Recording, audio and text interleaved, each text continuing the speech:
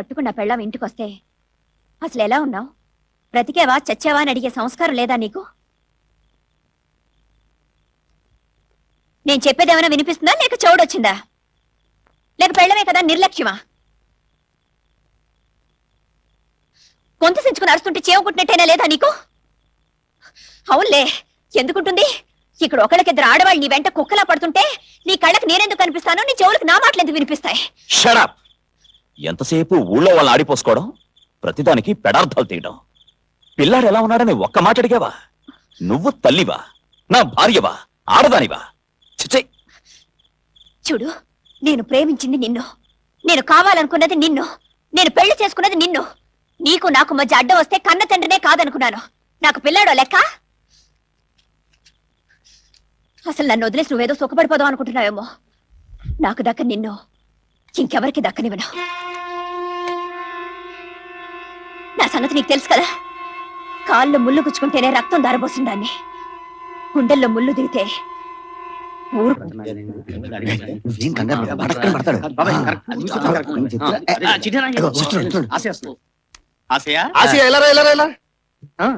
ఏంటండి ఎంతసేపు ఇలా బరువులు మేటవేనా?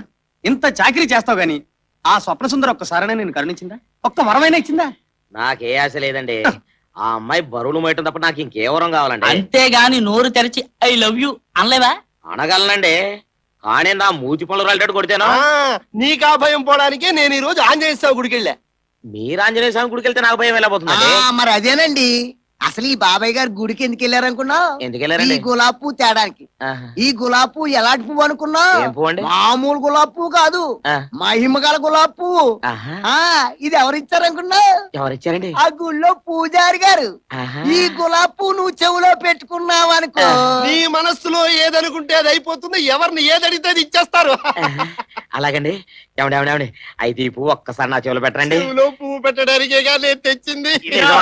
ఆంజనేయ స్వామిని హార్ట్ లో తలుచుకుని చెవులో పువ్వు పెట్టు, స్వప్న సుందరిని సొంతం చేసుకో. అంతే మరి. సితారం భ్రూయిన నాతం భ్రూయిన మంపీన తాతో ఏతం కవేదీతం భృప్రం భృప్రాణిది తాళం కృవీన దీతం భృప్రాణిది దరా. ఓం శాంతి శాంతి శాంతి. ఇదిగా నిన్న ఈ గులాబ్ పువ్వు ఆ దేవుడే కాపాడాలి.